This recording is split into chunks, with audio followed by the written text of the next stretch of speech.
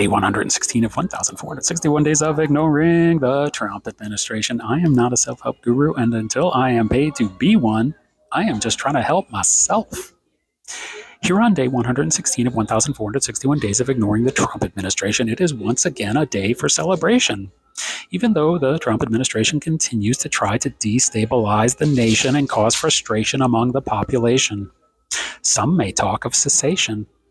But now that I am done with that little rhyme scheme, here is what I mean. I want to let you know that today we are 8% through 1,461 days of ignoring the Trump administration, and it feels good. At this moment, I have to remind myself and therefore remind you that unfortunately, we will have to suffer through this. But suffer through this we will, and it is about time. It is so satisfying to see the corruption right before our eyes. You cannot put out a fire if you don't know where that fire is. You cannot operate on a patient without those overhead surgical lights. And Rodney Dangerfield in Caddyshack can't cheat at golf without his putter with that special viewfinder attached to it. I am sure that the leader of the Trump administration would love one of those, but until he does, he'll just have to keep cheating at golf the old-fashioned way.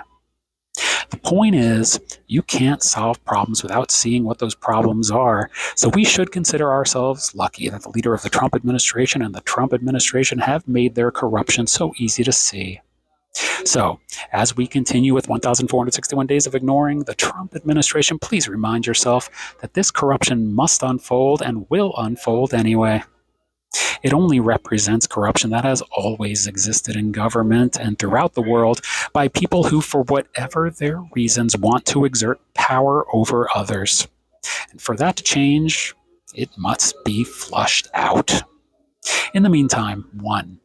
Do not forget to ease off on that news consumption that includes overhearing conversations at your local restaurants, which is something that I do all the time, and I have to remind myself, Josh, try to listen to the voices in your head instead, because at least they're saying things that make sense. And 2, use that time, use that energy, use that clarity of mind as you reclaim that time you gain from taking in less of that nonsensical but consequential information to be more creative in your life. Spend time with what makes you happy and helps you grow, and give of yourself to others around you who might be less inclined to feel as mindful, optimistic, and hopeful as you. Please do not ignore them. Continue to ignore the Trump administration.